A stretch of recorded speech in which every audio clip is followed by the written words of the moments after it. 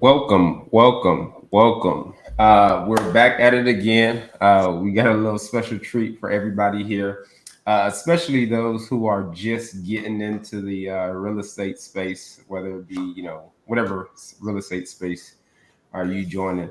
We got a sales process, pretty much a sales process for those incoming people, newbies, or whatever you want to call them. Um, my name is Carlos. I'll let Jermar introduce himself. Yeah, I'm Jamar here, and yeah, we thought it would be a good idea to talk about creating a sales process and the reasons why you want a sales process. Um, so yeah, I mean, for the newbies that's new to real estate that wants to go like direct to seller, or go through agents, or you're an agent, you looking to go to direct to seller or any kind of model of selling. We just want to talk about how important it is to have a process, and also just how to create one. For sure, for sure. And we definitely we have some steps for you guys. Again, these steps are like super simple, but enough to make you dangerous out here. So Absolutely. we're gonna pretty much talk about first some of the components that we think a sales system should have, and then transition to actually our like steps, and then we're gonna break each one of those down and give you some great value today. Right, right. So Hey, before we get in that, let's talk about maybe first. So, what's the importance of having a sales process? that's great. So I'll let you jump in first, man. Why do you think it's important? I think it's important because it gives you predictability. It's Hmm. saying that if I go through this, after so many times, I should be able to create a metric of what people respond to different parts of my process. And now I got predictability on what's going to happen. I have probability that if I do this right, the result should become this. 9 times out of 10, 7 times out of 10, 8 times out of 10, you begin to get a metric of what's going to happen every time you do it. Because most of the time, most sellers only going to give you a handful of things that they're going to do, and then you should be able to track what's going to go on. But the only way you can track it is if you have a process and the things that you're able to do consistently on the call to be able to track it. If you're all over the place, it's very hard to track. You're doing a lot of guesswork versus, and actually you're doing more work than what it would be just to create a process. For sure, for sure. And I'm gonna give you an example, a football example, because this is how it makes sense to me, right? If I'm a football team, right, and I'm going against an opponent, right? I know what my bread and butter is, like my bread and butter plays. So I know, like, hey, if I'm running, I'm good at these, or these are the plays that I'm going to run. My game plan, right?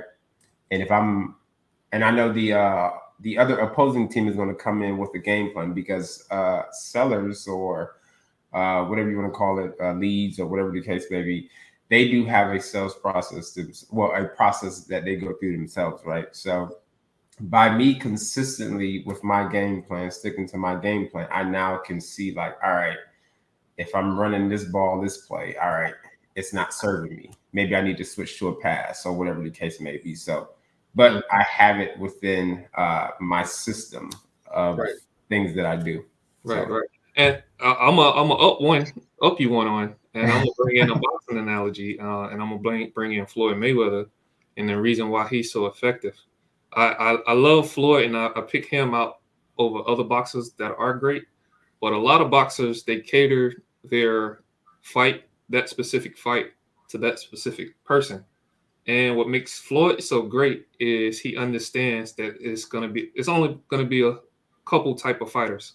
It's gonna be a mhm. knockout artist. It's gonna be a guy that can counter. It's gonna be a guy that can go the distance. Is all that stuff. So he understands the different parts of the boxers, and he trains on the different parts, not the person. Mhm. Which he says a lot. I don't watch film, and he's telling you I have a process.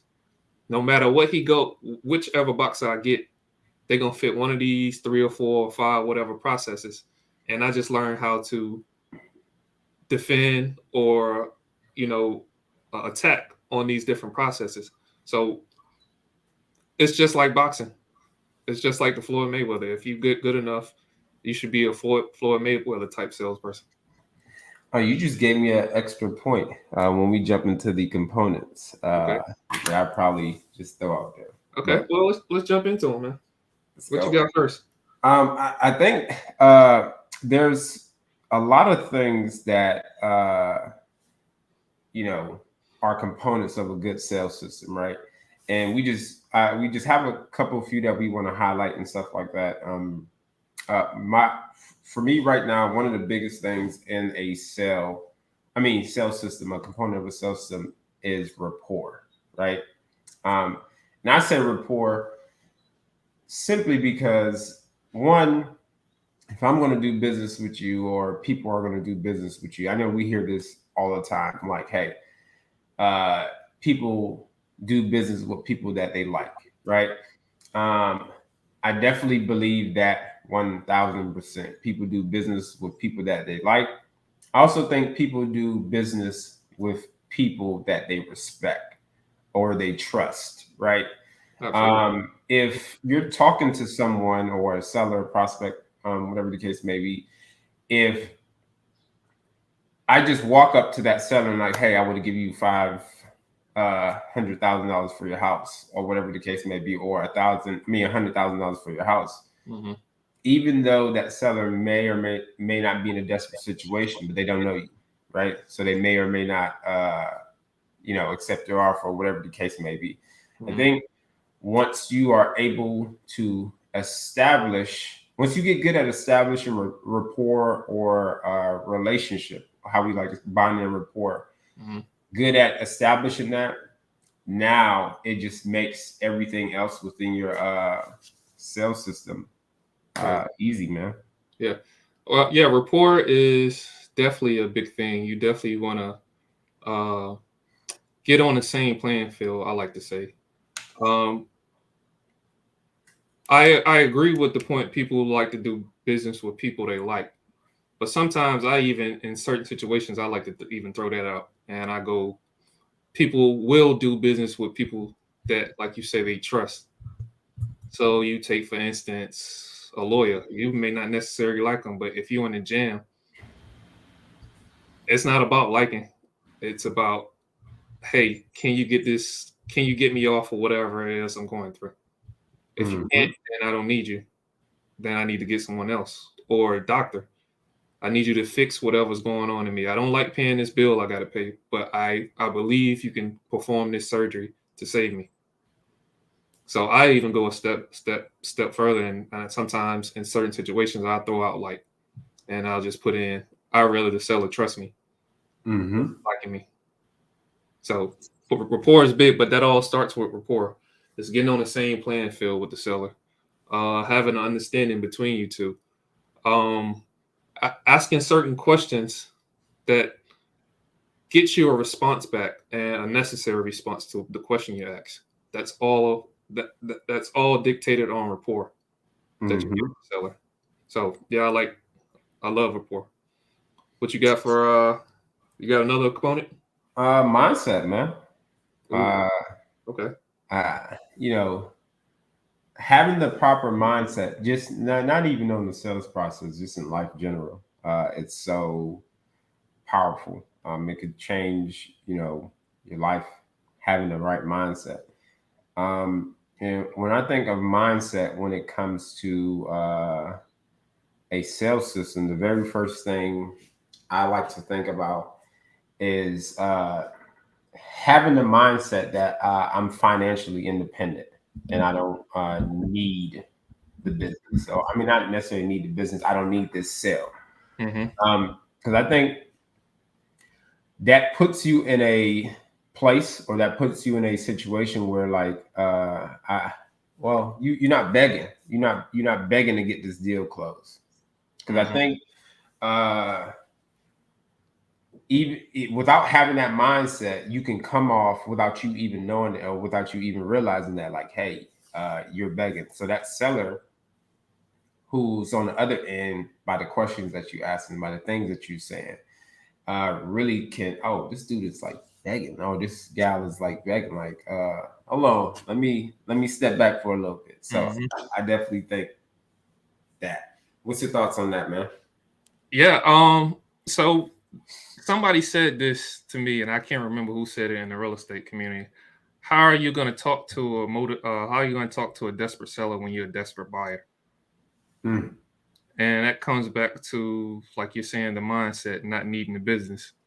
Though you may be in a financial bind or whatever, you still don't portray that to the seller that you need them, because the minute you find out you need them, they got you sold on what they need to get the price at, how they want to do business. And it should be in reverse. You should tell them, hey, this is what it costs to do business with me.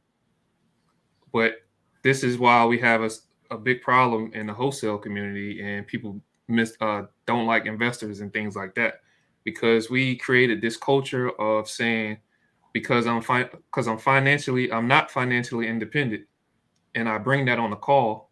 So the seller now tells me what he wants to give me the property for, and I take it, instead of telling him this is what it costs for me to buy the property, for me to fix the situation, for me to do this is what it's going to cost. If you knew how to fix it, then you would need me. And we Hmm. don't go on a call with that mindset. We go on a call, trying to get.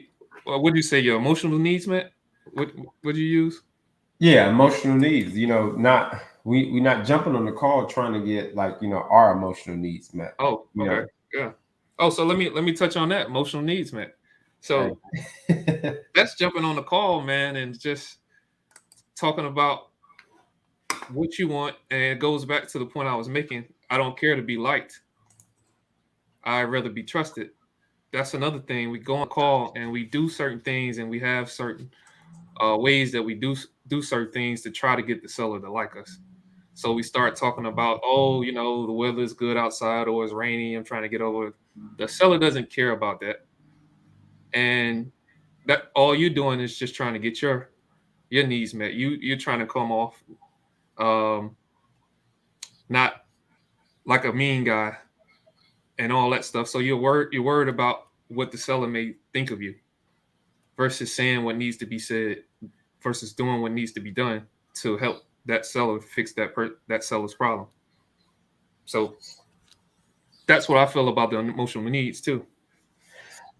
And I think that transition us that's a good segue to our other bullet point under mindset.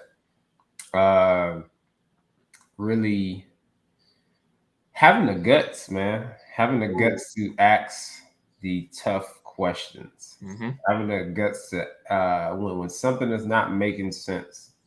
Uh, to really just have the seller clarify or make it make sense for you.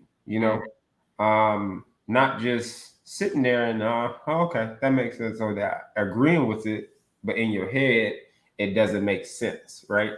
So I think that's another bullet point under mindset, because I think um, we talk to a bunch of sellers all the time, man. And it's like, they tell us this problem or whatever the case may be, but having the guts to ask that one more question, or that question that when you think of it in your head, oh, it kind of hurts your stomach a little bit, because you think you're gonna lose the connection that you have with the seller.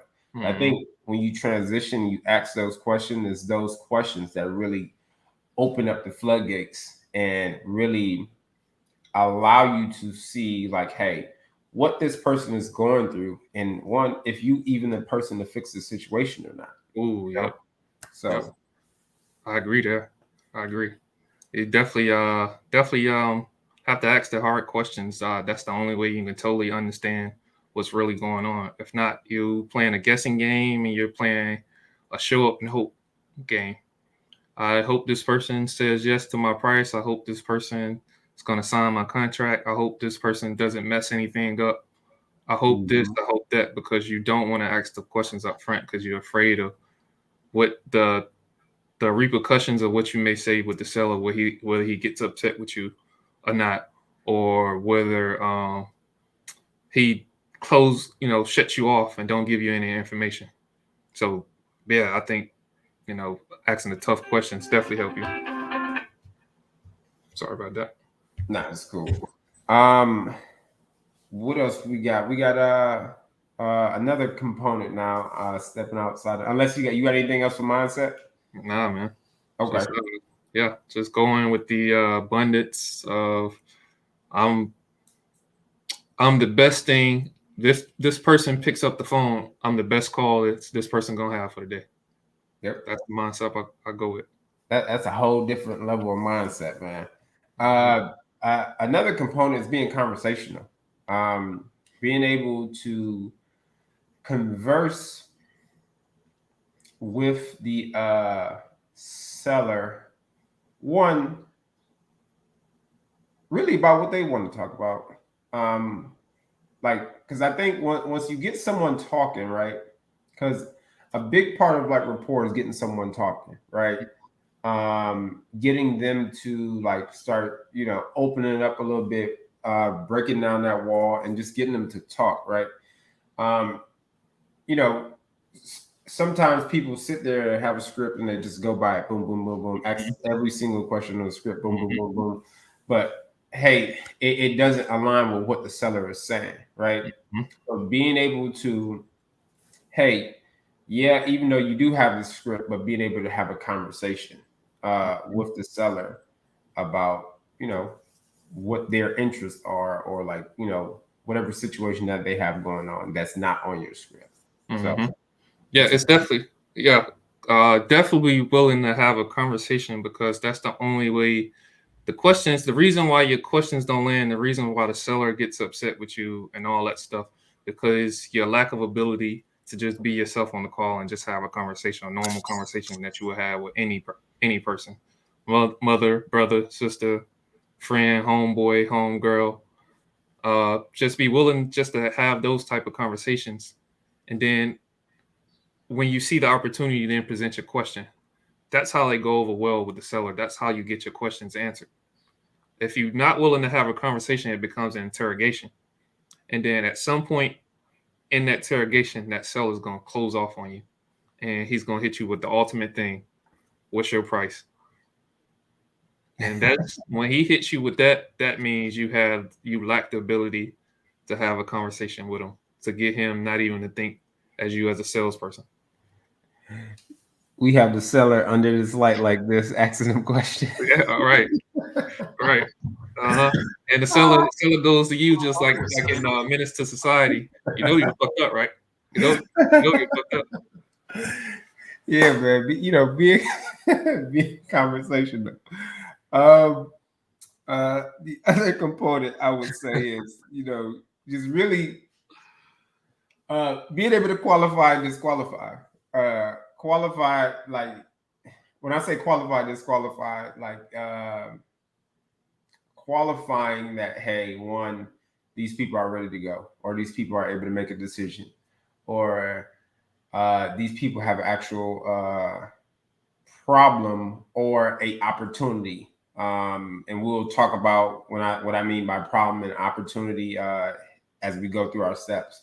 But qualifying that these people have a problem or opportunity that you could possibly help, or someone in your network, or whatever the case may be, that you can help. Now, when I say disqualifying, and I think this is key, and I know you probably got a lot to say about this, Jermar, like really A whole lot. disqualifying in the sense of because this piece is what really helps save time, but disqualifying and getting off the phone with that person that's not ready to go. Mhm. So I'll let you drop the gems that you got on this one. So go ahead. Well, I'm always disqualifying. I'm disqualifying a person that seems to qualify because I need that person to sell me on doing business with him. Because if he sells me on doing business with him, he's not gonna fight, or she's not gonna fight me back on any information I present. Well, actually, I'm not even going to present a lot of information because the information is going to come from them, and it's going to come from them because I'm willing to disqualify. I'm willing to ask him, why are we even doing this? Why are we even on the phone? Uh, why did you accept my price? I'm always getting him. that person, I'm always disqualified. Even if I got the person to sign the contract, I'm telling him I can rip it up. I'm always looking to disqualify because I need that person to sell me. I'm not there to sell him. They're there to sell me.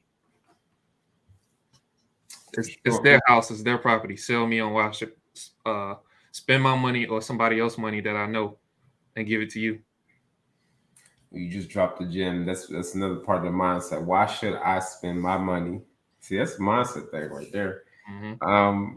Okay. This is a piece that I put in after you gave that Floyd comment earlier. Okay. You pretty much said Floyd he has his process, his system, right? And he knows that every boxer that he faced will either be a knockout artist and all that other stuff, right? And this piece, other component that I added was adaptability, Oh, yes. being able to adapt uh, Opponent. in the midst of when your process is not. I don't even want to say when your process is like stinking up the place. Uh, really adapting based on what that person over the phone or the person that you meet in person is giving you. Because yeah, like again, going to the whole script piece, our script is pretty much an outline for us, right? But what if you get that person who definitely takes you completely out of your outline, right? How do you adapt and bring them back in? So Mhm. I said Yeah. adaptability. Yeah. Well, that goes on the ability to just be there just to have a conversation. Because Hmm. when you're talking to a friend or something, they may go off. You may come to their house or call them on the phone to talk about one thing, and they may start off on something else. And you can't say, well, let's not talk about that. Let's talk about why I called. Uh huh. And the person's just going to hang up on you. But be willing to talk about a little bit what they want to talk about, then say, okay, all right, now it's time to talk about what I want to talk about. Because now they're more inclined to listen to you now because they got everything they need to say out now. Hmm. And yeah, being adaptable. So Floyd, he knows one of those people that he uh, faced is gonna fit into one of those different categories he already trained for. So that's why people said, if you're gonna knock Floyd out, you have to do it in the first 2 rounds. After 2 rounds, he figured you out. He Hmm. he just put you in that category now. Now he's gonna dominate the rest of the fight because now he identified what you are. Once he identified you, now he goes, I already trained for this. So I switch into this bag and I'll just beat you up the rest of the fight. Yep. And not to make this a boxing, you just I had like a light bulb that goes out that just went in. A lot of people that face him uh, are like they're so offensive, right? Mm-hmm. He's just whatever they give him, he's countering it. Mm-hmm. And then later on in the end of the fight, when he has figured it out, now he's pure offense Mm-hmm. with his defense still there.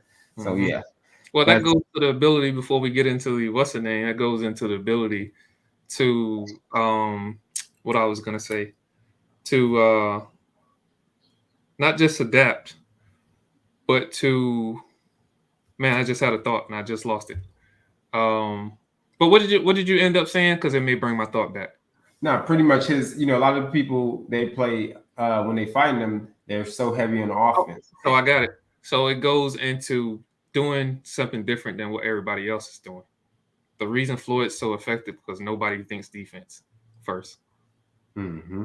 Everybody thinks of how I can hurt this person, how I can get him out the fastest I can. Floyd thinks, how can I outsmart this person?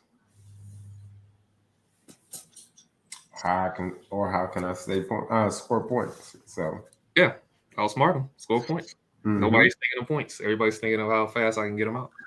yep. Yep. And we're gonna table that for another Yeah, we'll go all time. day on that. So what But you yeah, got for us, man? We're gonna actually transition to the some of the like I said, this is really for like I mean it can serve newbies and seasoned people who are in sales as well. Definitely comment on what your thoughts are on whatever the case may be, what you like, what you dislike, and stuff like that. We're gonna dive into like some steps, and hopefully brings value to y'all. Yeah. So what me and Carlos did, we came up with like a 10-step system or a 10-step process, or how are we able to create our sales process. Um, so it's just 10 like bulletin, like he said, guidelines or bulletins that we follow on our call to make sure that we can get that predictability. We do know where we're at in the call. We do know um, what is going to produce at the end if we go all the way through this. And we don't move to one step without completing the other. You know, if if I'm on step 5, I'm not going to jump to step 10. I'm not going to jump to step 7. I have to complete 5 before I jump to 6. And that's what we do on our process, ourselves. So number one, what I got is, of course, everybody know the intro, beginning of the call. Mm-hmm. There's a lot that is everybody has 10 million intros or how to come in, how to start off a call or whatever the case may be, that perfect one liner. Mm-hmm. And my experience making calls and and like doing sales and stuff like that, it's really the one that just works the best for you, the one that you're most comfortable with, and the one that is that gets you the next couple of seconds to have a conversation Mm-hmm. with that seller. Mm-hmm. So uh, I don't necessarily spend so much time on this because I'm me. Uh, a lot of quick intro of mine is I'd be like, hey, I don't care who I'm talking to. I'm like, hey, what's going on, man? Mm-hmm. Or what's going on, such and such. Or hey, what's going like I use what's going on a lot. That's how I talk, right? Mm-hmm. So I'm staying true to myself, and whether it be someone professional, whether it be someone who's not so professional, I Mm-hmm. usually just start off like, "Hey, what's going on, Jermar?" Yeah. And then I go into my spiel. Yeah. So, And people, I want to talk about that a little bit, what you said before I go into the beginning of the call. People fail to realize that they're talking to people. And people, when they call in, they like to give these people these titles: seller, uh, investor that we call in, whatever it is. We give them these titles when really they're just people. So mhm. even the highest level person that's in, Fortune 500 or whatever, they have friends or homeboys they talk to that they don't talk professional with. They go, "What's going on? How's it going, man? What you been up to?" All these things. So people fail to realize at the beginning of the call, when you open up with your call, treat the person like a person, not this formal, "Hey, how are you doing?" No, call them like you would call your homeboy. Now, being that we're black, we may say something else. We may say, "What's up, bro?" or something like that. Depending on, sometimes I'll listen to how they say hello, and I'll adjust how I do my intro, whether I know it's a black guy, I know it's a white guy. White guy may change, say, "Hey, what's going on? What's going on, Tim? What's going on, Carlos?" Somebody black, I go, "Man, what's up? Yeah, what's up, Carlos?" Mm-hmm. Carlos, Yep. how do you respond to a friend when you talk to him? I think you should jump on the call in your intro. Your intro should start off how you would speak to a regular person. Now, to go a little further in my intro, once I identify who the person is, I tell them, "Hey, what's going on, Carlos? This is Jamar. What's going on, Carlos?" And they ask me, "Who is this, or what's this about?" And my next thing, which some people like, some people hate, is I like to disqualify. Like I said, I'm always disqualifying. I want to make sure the person wants to talk to me, because if I do that, I make sure the person wants to talk to me. Then I don't have those issues that most people have on the call. When we get further along in the process, I don't have those issues where they beat me up on price. I don't have those issues where they saying, "Just make me an offer," or "I don't want to, answer your questions," because I give that person upfront the out to hang up on me. So I tell them, "Take it you want to hang up on me," and I'm disqualifying. That's a very disqualifying question. I disqualify so they can save me and say, no, no, no, no. I don't want to hang up. So when they say that, now I know I got them. Now I can go on through the rest of my process. Mm-hmm. No issues, no hiccups, no interruptions. It's like subliminally, they just gave you permission to continue, Yep. right? I know some people call and say, hey, is this a good time? Or I take it this is a bad time and all that stuff. I'd rather just hit them right between the eyes. Like I said before, I'm not worried about, especially in the beginning, I'm not worried about them liking me. We don't even know each other long enough. We only talk for 10 seconds. We don't know each other long enough to like each other. So I just rather get the elephant out of the room. Hey, I'm an investor. You already know what an investor is. Do you want to hang up? and uh and like just hearing that, it's like how you said hit somebody dead in the eyes. It's like stopping a train in its tracks, right? Pattern And interrupted. Yeah. yeah, and I think it's just people. These people are getting tons and tons of calls and stuff like that. So I think that step alone just is different from what they're used to hearing, which makes you stand out. So it's dope. It's dope. Yeah, man. It's So dope stuff. So what I got for number 2 here is I got setting the stage for the call. How do you set your stage for the call? So after I get into the intro, right, pretty much, and this is why I'm setting the stage or lay the foundation or whatever the case may be. If it just depends on what type of call it is, right? If it's a brand new call, right, my setting the stage is really me, in a sense, laying the rules or laying the ground rules for what is about to happen next, right? Or hey, what we're about to transition to, and that's simply because, how can I give an example? It's like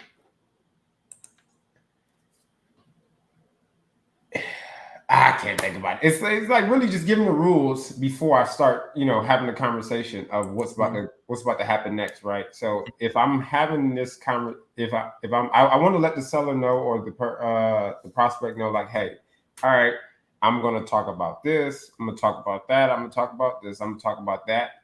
But all right, these are what I'm about to talk about. Is there anything that you want to talk about now? So now we have, in a sense, like, you went to college and the professor handed you a rubric first, or a high school. Mm-hmm. You knew, like, hey, these are all the things that I'm gonna go through this semester, right? So that's what I consider like laying my foundation. So some of my, hey, Jermar,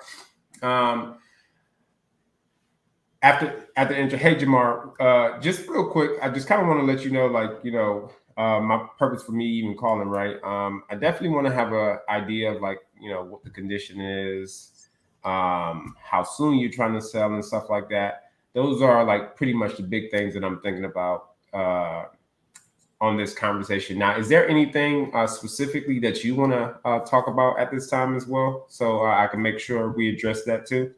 Mm-hmm. So that's like a super quick way I would set the stage. Yeah. Well, I look at that. What you just said is like almost like, I go back to boxing. I we talking about boxing. I love boxing. We go back to the referee bringing the fighters in the middle of the octagon, not the octagon. Well, we can say octagon if it's UFC, but in the middle of the ring, and we go, let me explain how the rest of the fight gonna go. I don't want no low blows. I don't want this. I don't want that. And we get an understanding. If you guys understand, let's touch gloves and let's get going. Mm-hmm. That's basically what it sounds like you're doing. You're saying, hey, this is what I want to do. This is what I want the call to look like. How do you see the call looking like? So let's establish that first to see if it's okay to move on. I do something very similar. I set the stage. Hey, this is what I want to look at. One of the things I do is I go for one of the things that, like I said, I'm always disqualified. I'm going for things that, hey, these are some of the things that's going to come up that may make it not make sense for us to keep talking. Mm-hmm. You mind if I discuss that with you? And I go down some of the things. and I see, because I'm always disqualifying, I see if it's something that's going to make sense. Then once it's something that he tells me it makes sense for, and I say, and I set the stage and I tell him, hey, this is what I want to talk about. Then we go into this, and then later on we'll talk about how we're going to fix that. That cool? Yep. And they give me that permission to move on. And when they give you that permission to move on, what do you do then? So after they give me that permission, I like how you asked that question on the last piece of what you said, because you just gaining permission, right? After I lay the foundation, set the stage, right? I just try to connect with this person. And that's our number 3: connecting questions or building. My connecting phase is like a big part of my building rapport phase, right? Where I'm trying to get to know the person, get that person talking, have that person get to know me a little bit, and also really get them to trust me as well. So in this stage, this is where I'm trying to figure out one, like, hey, what's going on with their whole situation, right?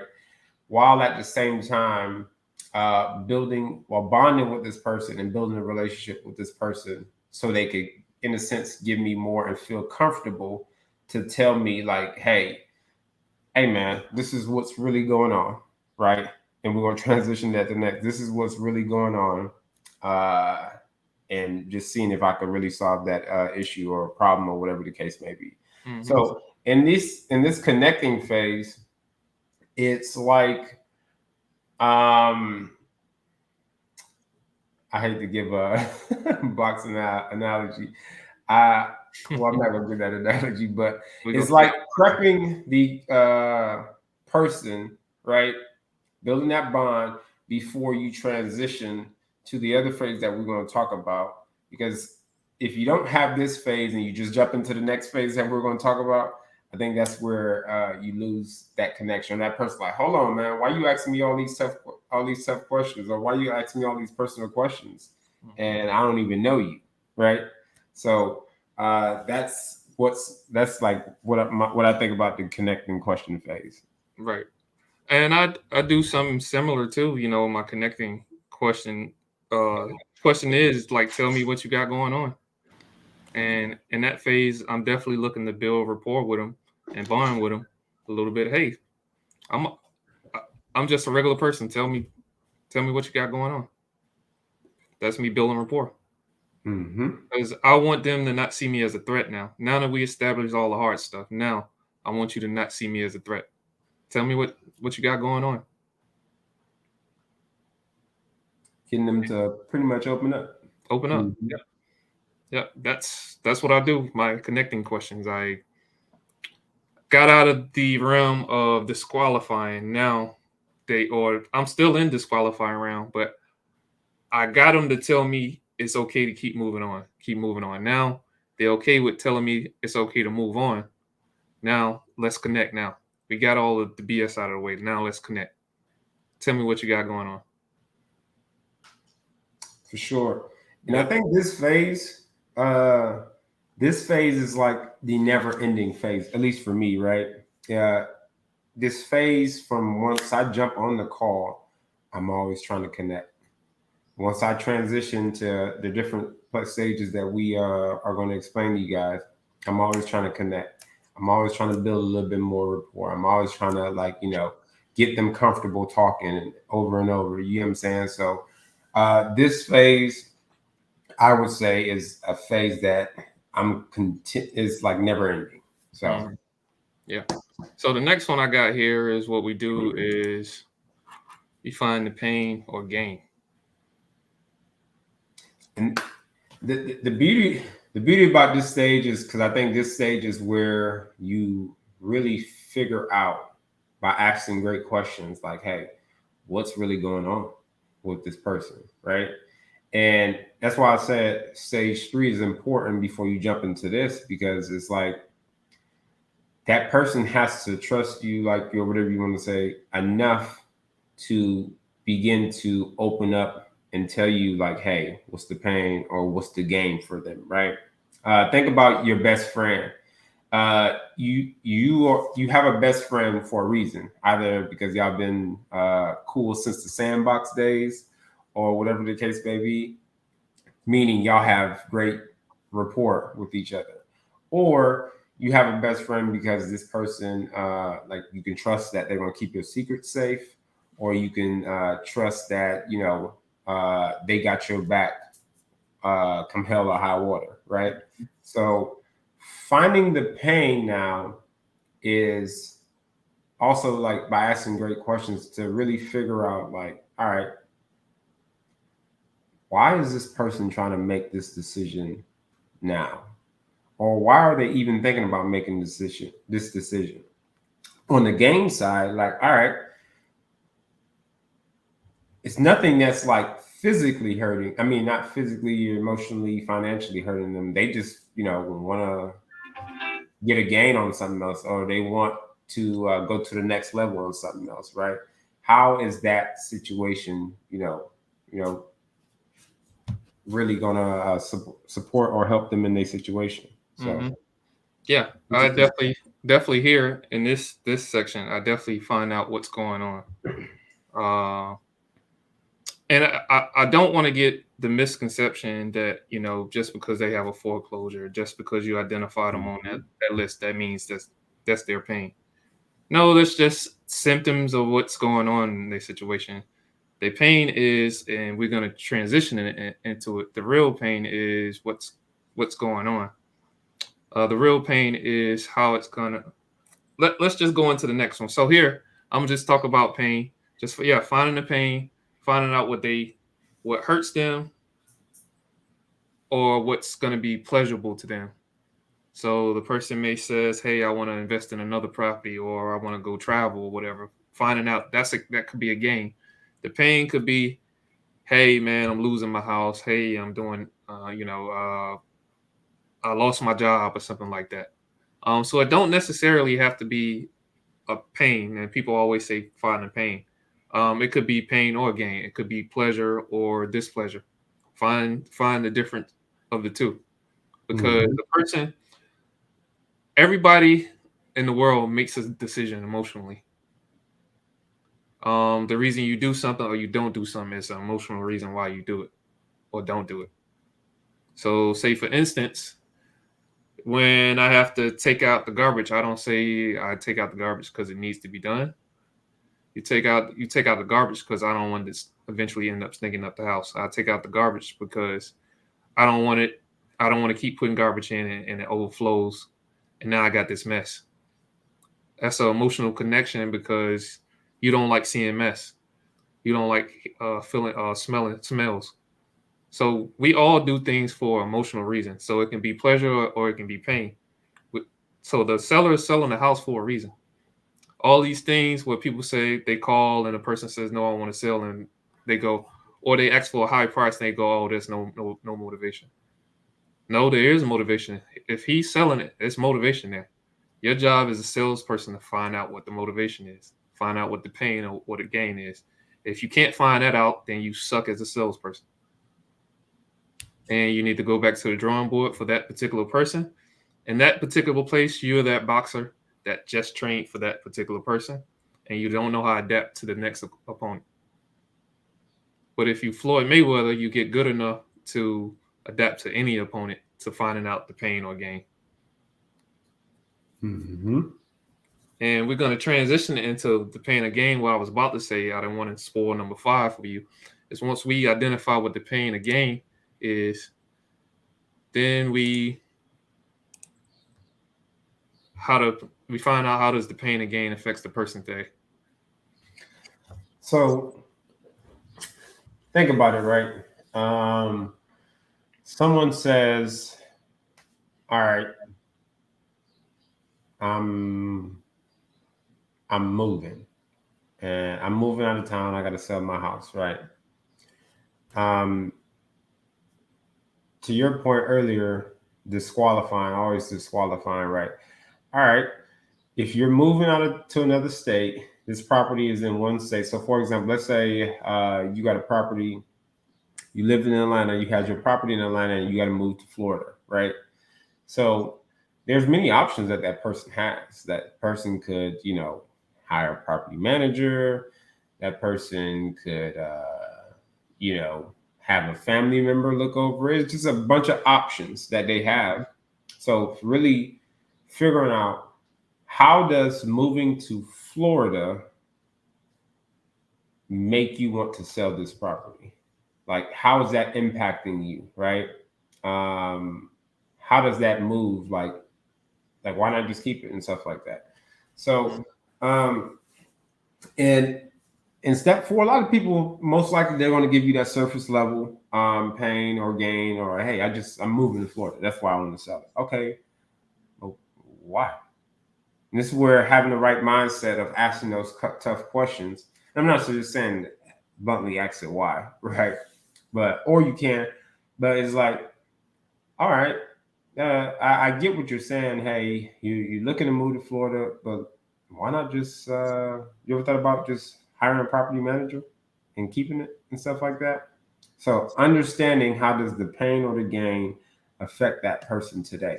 Now, if they gotta go to Florida and they got to buy another house or they can't afford two mortgages or whatever the case may be. It's a bunch of different scenarios, but really figuring out, all right, how does this pain or gain affect them or make them want to make this decision when they want to make that decision? Yeah. I like to say in this area, the way you know if it's how it affects them is if they give you the emotional type words. Man, I'm frustrated. I'm tired. Mm-hmm. Mad. Upset. It's irritating. These emotional type words they give you, that's when you know you're finding the pain. If you're not getting those words, the foreclosure is not the pain. They tell you, well, I'm going through foreclosure. I got to sell my house. Well, yeah, they saying they're going to sell their house, but they're not saying they're not going to be irrational without about selling it. They just saying they're going to sell it. So it's nothing that's going to connect to you being able to buy it. Now you can buy it out of sure luck. There's enough people that put up enough money and enough numbers on these calls to just find those lower hanging fruits that people, want to sell. But here's what I say about salespeople. If I'm working at a car dealership and a person, if I'm a person that's coming to buy a car, I'm already coming to buy a car. How are you selling me on a car? Mm-hmm. You're not being a salesperson. You're just a person that the luck of the draw. You came out of the office at the right time when I'm trying to uh, buy a car. The salesperson is able to identify a person that's ready. So they identify the person that's ready about how much pain they got. The pain is going to tell you how ready they are. And you're going to ask those, like Carlos said, those hard questions about, hey, you're going through a foreclosure. Man, how's the foreclosure affecting you? Man, Mm-hmm.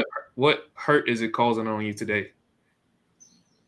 Where what do you want to do to fix that?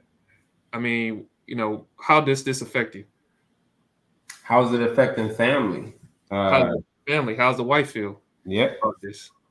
Man, is it causing any uncertainty in your marriage? These are that's what you're trying to find out. That's what gets you to the sale. You find that out. Now we transition to number 6. We find out if they want a solution to the problem. Then now Mm. you can present a solution. Now you can find out how much they want to fix it. Jump in and give me your take on this. 'Cause I got to wrap my words around this one. Well, find out if they want a solution to the pain or the gain. Find out if they want to fix it. Some people are going through foreclosure. Yeah, it's hurting them and everything, but they still think they can fix it. They still think they can save it. So right now, that particular person, you're not going to get that sale because right now they feel that they can fix it. Mm-hmm. So find out if they want a solution. That's when you ask the question, how do you see yourself fixing it? They're going to tell you, well, I got a nephew that has money. I'll get him to lend it to me. Or, oh, I'll just take it and rent it back out again. Oh, I'll just do this. they're letting you know right now they don't want a solution. They already figured out the solution. So I'm asking disqualifying questions on that part. Okay, well you got a nephew or whatever that can give you the money. But now I create another problem.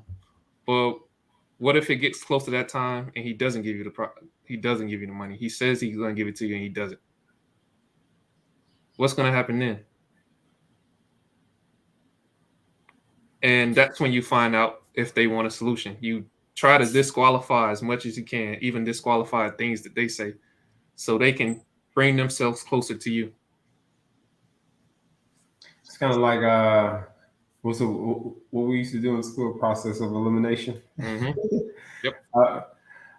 This this part right here is so gold because for me in this phase, I'm really having the seller. Um, I'm really trying to figure out what they've done in the past, like what solutions they've done in the past, right, to try to solve this problem, Yeah. right? Uh, did they borrow from a family member, like you mentioned? Did they try to refinance or get a loan modification, or what? All the different things that, like, what have they done to uh, try to solve the problem or remedy the situation, right? Or put a bandage on it. Mm-hmm. Now, uh, that for me, I do that because it's like, all right, I'm not just going to present you a solution that you already just did. Or when we go transition later on, I'm not going to, if you've done a loan modification, I'm not going to say, hey, just do a loan modification. Mm-hmm. But by me asking you, excuse me, by me asking you these questions, I now know, dang, she did this, which is giving me more pain on all the things that you've done, right? And I'm asking the seller too to paint a picture of like, hey, what do they think? What is the perfect solution? Like, if I had like a wave my magic wand or whatever the case may be, like, what's the perfect solution for Mm-hmm. them, and have them paint that to me. So now I can go to my toolbox and be like, all right, I possibly got this. Like, what's your thoughts on this? But I think I'm Yeah, jumping here too much. that's a great point you brought up, and I definitely missed to bring that up. Find out what have they done so far to try to fix their pain again. Mm-hmm. Yeah, that's a great point, man.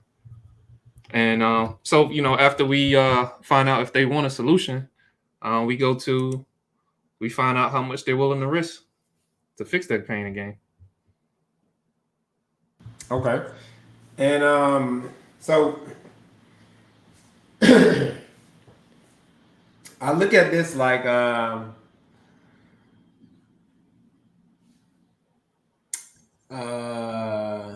so for example, yeah, a couple of days ago I was driving on the highway, my tire popped on the highway, right? And I was like, dang. I for some reason I don't know why, but when I bought the car, I didn't check to see if it had a jack. So I had to go to AutoZone to buy a jack and go get a tire, right? So really much finding out how much to this point, finding out how much they are willing to risk to fix his pain. In my mind, I was like, by any means necessary, I want to get my car off this highway, right? Because one, I ain't want no ticket, and one, it was on the side of the highway, and I didn't want want a truck to drive by and like total my car or whatever Mm-hmm. the case may be. So I was like, all right, I got to do whatever I got to do to get my car off the highway and get a new tire on it, right? So at that time, money, I didn't even think about money. I didn't think about how much buying a jack was going to cost. I didn't think about none of that, right? I just was like, all right, in this moment, I need to figure out how I'm going to get this thing off the highway. Mm-hmm. So, um, finding out how much they are willing to risk is really like, to me, like, all right, when I understand, like, hey, the pain, I understand how the pain is affecting them today or how it affect them in the future. Finding out like, hey, what have they tried before? um, and what their ideal solution looks like, now, right, I can really figure out, I can do the temperature check to figure out, all right, what are they willing to do to solve the problem. Couple of things. I called my friend to see if he had a jack. He had a jack, but his jack was too small for my car, so I couldn't use that. So I already tried that solution. So now, right, I had to go figure out something else. Mm-hmm. So it then took me to the place where, all right, I got to go figure out. I got to go pay for a jack and pay however much I got to pay for a tire. So Mm-hmm. Yeah. that's what my thought process is on this stage right here.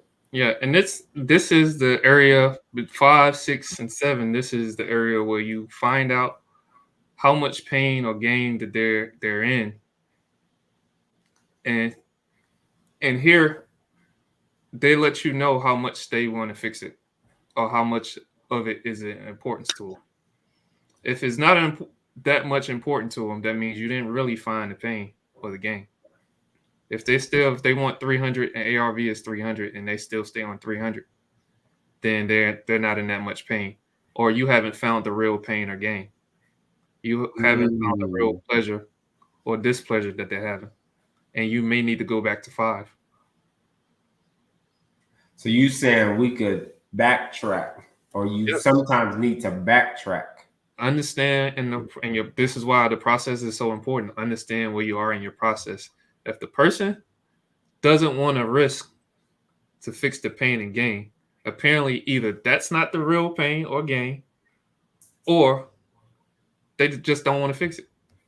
They really don't want to fix it. So then they're disqualified.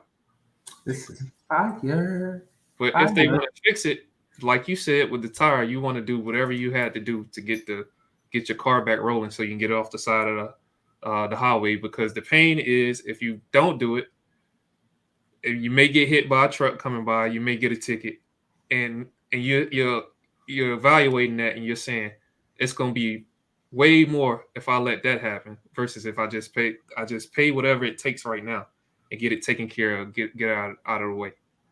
That was your pain or your gain.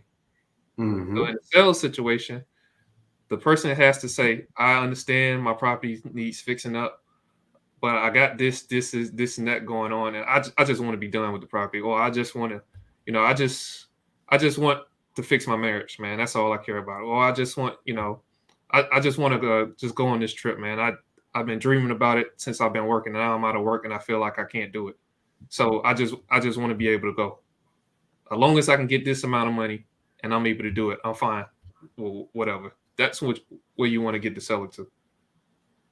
You want to get them to be able to risk taking 60% on a 50 cent on a dollar for their house. So once you find out how much they risk, then in this position is when now you present what you could do for them. Before now, you don't tell them what you could or can't do for them.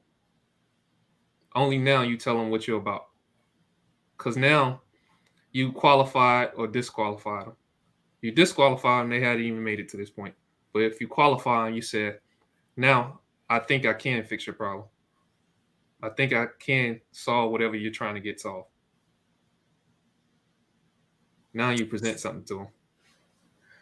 Uh, I'm gonna give two examples real quick. When I went to the tire shop to get a new tire, the tire dude was like, "I got this used tire and I got this new tire.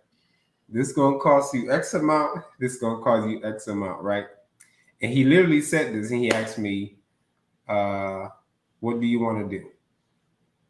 So he presented to me. He knew my problem. He knew my pain, right?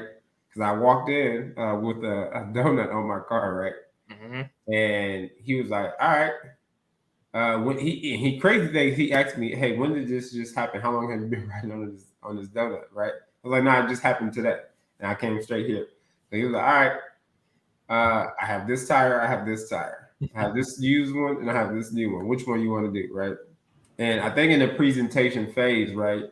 Uh, or and the other example I give you, like, is like the doctor analogy. Like the doctor has sat there and he's told, I mean, he's asked you questions to figure out like what's hurting you, how bad is hurting you on a level of 1 to 10. Like, where's your pain level, Mm-hmm. or whatever the case may be.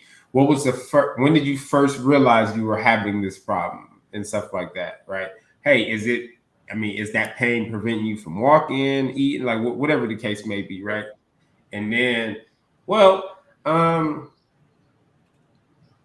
I got this, I got that, I got ibuprofen, or whatever the case may be, right? Whatever solution that they provide you, they just present it to you. They ask you, what's your thoughts on it? You know, so that's what I think about the presentation phase. Mm-hmm. Well, I'm gonna say the lawyer phase when they understood what problem you got going on, um, how they can fix it. They present two solutions. Do you want to plead or do you want to continue to take this to trial? Mm-hmm. And they explain to you these are the ramifications of the two. You Yep. plead, you only get 2 years. You go to trial, you may win, but you're gonna do 15 if you lose. Which one you do want to do? And I think the piece that you said right there was the highlighting the ramifications, or like, hey, Oh yeah, uh, you got to bring the pain of game back up when you're presenting.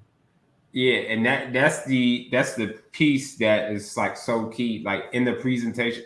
Hey, I hear. I mean, based on what you said, X, Y, and Z, 1, 2, 3, or whatever the case may be. These are situations that you're going through, and all that stuff. So once you do your presentation, also like highlighting, like, hey, why this may work for you and what problems it may cause down the line.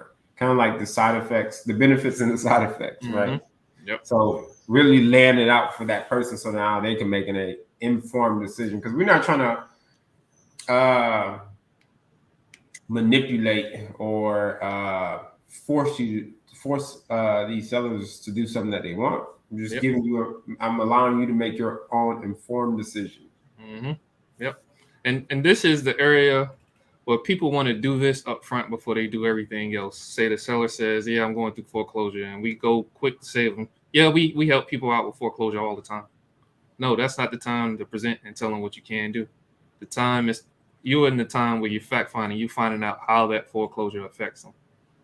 Once you find out how that foreclosure affects them and that they want to fix that foreclosure or they want to fix the problem or what that foreclosure might cause to them, now you can present and say, hey, this is what I can do based on what you told me with this foreclosure and how it's affecting you. This is how I could help you. Now, or you can take this option, which way you want to do, which way you want to go. Mm-hmm. And they should be able to sell you or tell you that, hey, I want to go this route. And yes, I would risk this much just to go this route. It's just like I like to say the DoorDash or Grubhub analogy is though someone can get up off their butt and go get their own food, why would they pay an extra $5, $10, $15 to have someone bring it to them? Because they go, I don't want to get up. It costs me too much. I'm late. Either I'm lazy. It costs me too much to get up. I don't want to be. I don't want to get up right now just because I want to lay here right now. Or I'm at work. I can't. The 15 minutes it's going to take me to go get the food may cost me, I don't know, $30 because that's how much my job's going to dock me. Or I may not make it back in time. So I'm going to pay whatever it is to get the food here to me. Mm-hmm. And DoorDash is going, hey, yes, if you don't want to get up off your butt and go get your own food, hey, here's what I can present to you. I can have somebody bring it to you, but it's going to cost you this. Are Yep. you willing to pay that? So For that's when it's sure. time to Great present. analogy. That's when it's time to present. But let's go into number 9 because we over an hour now. Let's go into number 9. Number 9, close. Tell them how much it's going to cost them, right? So when I went to the tire shop, the dude pretty much was like, "Hey, these are the costs, right?" And he just shut up and let me sit down and process it. Like I was literally standing like, should I get this new tire or should I get this used tire? Like I was literally going through that cycle, figuring out what I need to do, and then he just sit there. Mm-hmm. He's sitting there with his hand on both tires, just like this, wait, wait for me to make a decision. So, uh, you know, uh, once you like properly went through that pain Mm-hmm. phase, right, and you understand like the risk part, like what they're willing to do, right, to solve that problem, right, is I mean you just present I mean and you present it like what your options are, what tools you have, or whatever the case may be. Now you just simply like, hey, this Yep. is like what it costs and what it, Yep. That's the true close. Fair. The close is what do you want to do? What do you want to do next? This is what it's gonna cost. Like the tire guy you said, he put his arm on both. it's like this, What do you man. want? What do you want to do? I gave you this is the price for this. This is the price of this. What do you want to do? Yep. When you all know with the seller call, hey, this is how much it's gonna cost you. What happens next? Mm-hmm. And you let them sell you. You let them tell you which way they want to go. Yep. Got anything else you want to say on that one? Oh, that's good. That's I mean that the way he sit on both of them tires and stuff like that. I mean that's the best analogy I could So present. he didn't close you. You closed yourself. I literally closed myself. You closed yourself. He gave me my options and just sat there looking at me. Mm-hmm. So Yep. Then we go to number 10. Hey, the post close. post close, this phase right here to me. Say that again. What does that mean to you? This phase right here really means to me like really confirming with the person that you're talking to, like, hey, are you sure this is what you want to do? Right?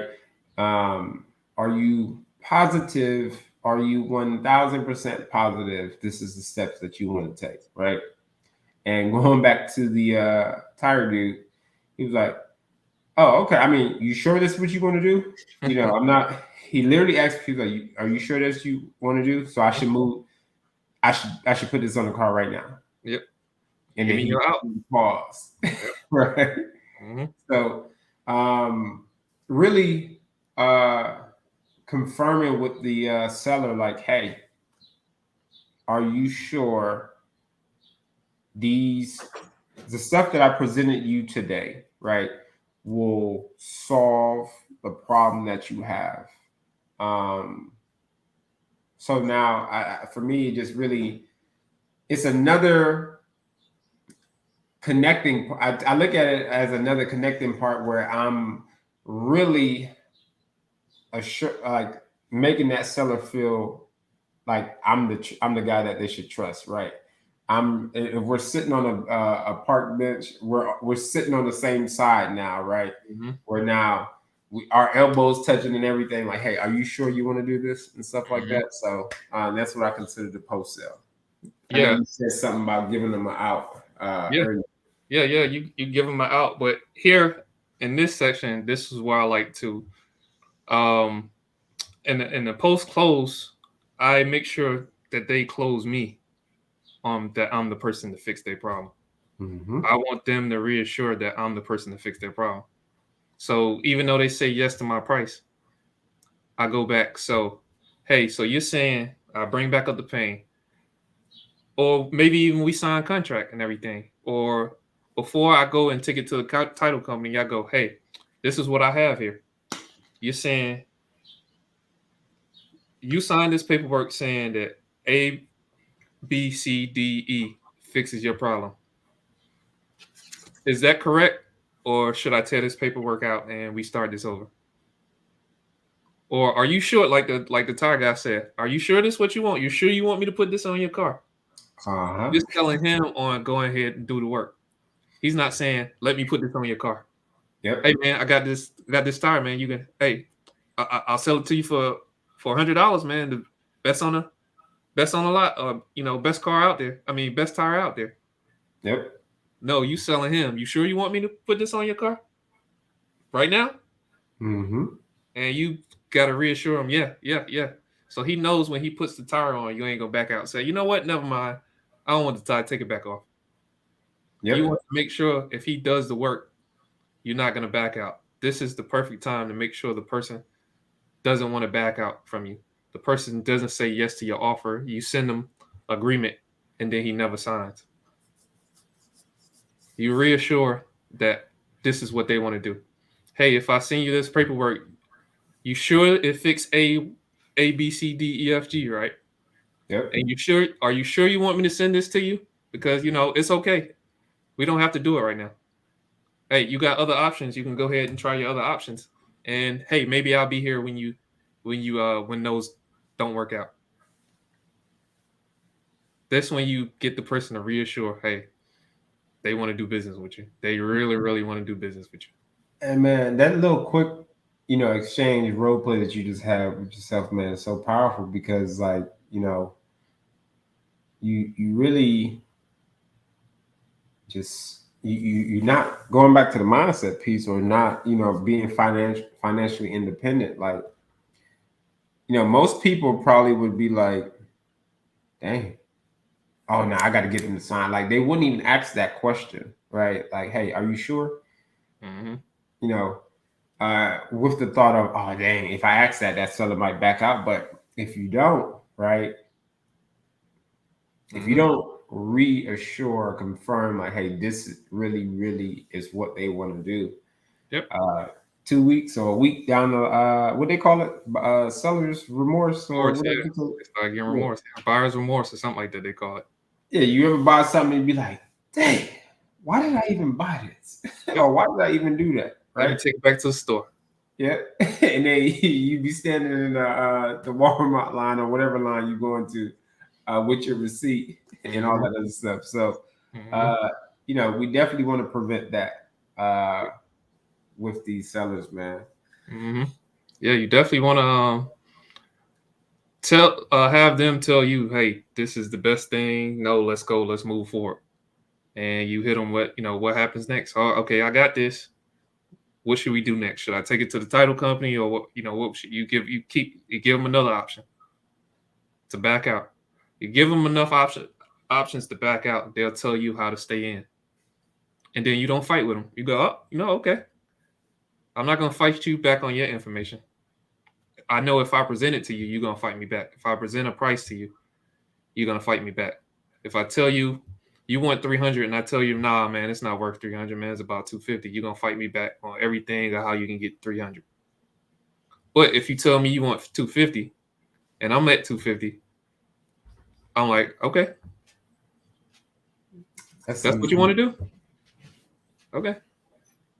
that's some gems right there, man. I know we were sitting over here dropping some great gems uh, for the people, man. I know we a little bit above an hour time frame, so you want to run through them real quick again, just so everybody have them. Yeah, yeah. Um, Yep. So we got number one. Hey, your intro. mm-hmm. You signing on your intro out, just be just willing to have a conversation, willing to talk to them like it's your friend. Yep. So we got two. You set the stage for the call. Yep. Yeah, Being that referee, how you said it, like, yep, perfect example. yep, yep. Three. Hey, try to build some rapport by connecting with them, asking questions that you can connect with. Hey, tell me what's going on. Mm-hmm. I'm no threat to you. Tell me what's going on. Yep. 4, finding out that pain or gain, finding out what's pleasurable and what's hurting them at the time, right? So, Mm-hmm. Yep. mm-hmm. 5, man. How does the pain again affect them? Affect the person today? What is it causing? Is it messing up the marriage? Is you and your brother? not on eye to eye, what is it calling cause? Are you gonna have to owe your friend money? He's gonna get upset with you, and you got to pay him back. Now, what's the effect of it? Number 6. Finding out, if they want a solution to the pain or gain, right? Just really figuring out, have them explain to you like what they've done in the past and all that stuff, and just figure out what they're willing to do. Yeah, because some people have a pain and they sometimes want to sit in it, or sometimes they create the pain, so they necessarily don't even care to fix it. So your solution that you may present to them may be worthless. So you got to find out they even want a solution. Mm-hmm. 7, find out how much they're willing to risk to fix it. Yep. Find out how bad it is. Find out that the person's on the side of the road, or the person needs a donut. I mean, needs a tire because he's afraid he's gonna get hit. If it sits on the side of the road, it's gonna cost him this amount of money. If it, find out what that is, and then what we do next. Hey man, I got this tire and I got that tire. Which one you? Yep, you present. You give them the options you got. Tell them what you can do for them. Mm-hmm. Number 9. You standing on that, both of them like this, and just presenting Yep. and let them make the decision. Yep. Tell them what it's going to cost. Yep. Tell them what. Present them what you want to do next. This is what it's going to cost. What you want to do next. And then 10. We post close. You give them another option to back out. You reassure that you got the sale. Yep. You really make it again. Mm-hmm. Confirming, making sure like, hey, we're good to go. Making sure there's no other, anything that's going to prevent them from moving forward. Mm-hmm. So these are. Go ahead. You got something else? No, man. These are 10 steps. 10 steps. Yeah. What you think about the 10 steps? Man, I think if I had this as a new person jumping into the real estate space, it would have helped out a lot of the conversations that I had in those early days. Right. Simply because I think a lot of people need or want structure or an idea of where, like, hey, so like this is where I'm messing up at. You know what I'm saying? Mm-hmm. I can literally point now. All right, I didn't do this right. I don't have enough rapport. That's why that seller gave me that answer and stuff like that. Or I don't have enough pain. I need to go back to the pain. I need to go back to the step 4, right? Just really understanding like, hey, this is my process. This is where I'm at in the process, and this is what I'm doing right or what I'm doing wrong in the process. I think if I would have had this in the very beginning, I would have been even more dangerous. But yeah, man, I hope this helps someone. I mean, especially the kind of newbie that's getting in, that's making the calls. I hope this helps someone. Get over the fear of calling. I hope we explained enough to someone get over the fear of calling, understand what it is, understand that it's just people you're talking to. It's just a conversation you're having. It's just a more structured part of a conversation versus, or you come into the conversation with an intention. Kind of the same way when you make a phone call to a friend. You already have an agenda of what you want to call about, but you may not go straight into what you're calling about. You may talk about some a little bit, hey, how's your day going, man? Well, hey, we ain't talked in a minute, man. What's catch me up to speed? What's been going on? And then you're going, hey, this is the reason why I call. I wanted to know if you could do this for me. And it's the same process of when you do that with a friend, and it's no different. So I hope this helps the next person get over the fear of what they're doing on the call. Understand exactly when they do get over that fear and they have the ability to make the call, have a process that they go down, and make sure they checking off all the boxes as they go down, and understand that you're not, because you check the box off, doesn't mean you stop doing. You're just saying, hey, this is the part I'm doing. And now I go on and I add layers onto what I'm doing. And I'm just adding layers. I'm not forgetting what I did in step 1, 2, 3, 4. I'm just adding layers on. I'm always disqualifying. I'm always connecting, trying to find the way to connect. I'm always finding the pain and gain. I'm going back to the pain and gain when I present the solution. When I ask them for a close sale, I may still bring up the pain and gain. I still may try to connect with them. I'm still building rapport with them all the way to the end. I don't stop until I get the close. Some powerful stuff, man. I definitely think it's going to really change the game for a lot of people coming in. Please, please, please, please comment, like, share, do whatever you need to do. If you agree, put some in the comments. Yeah, If man. you whatever you like, put some in the comments. We just want to make sure this is valuable information for you guys. Yeah, man. And you know, Yep. Also, man, give us some topics to talk about, man. If you like this, you like some of the gems we drop, or you dislike it, share your concerns, and maybe we can address that. You know. for sure. And if you want us to go deeper into any one of these stages, we're more than willing to as well. So Oh yeah, comment on that. that too. I know we just gave y'all quick bullet points, but if y'all want us to go deeper, hey, we could probably do like episodes on each Maybe one of these. if people want it enough. Yeah. Oh man, I'm moving. I'm moving too fast. Well, you got anything else, man? No, that's it, man. That's all I got. Well, again, everybody, appreciate y'all watching. Hopefully, this helps, and I look forward to seeing y'all on our next episode of next content that we drop, man. Let us know how this helped y'all. All right. Peace. Peace.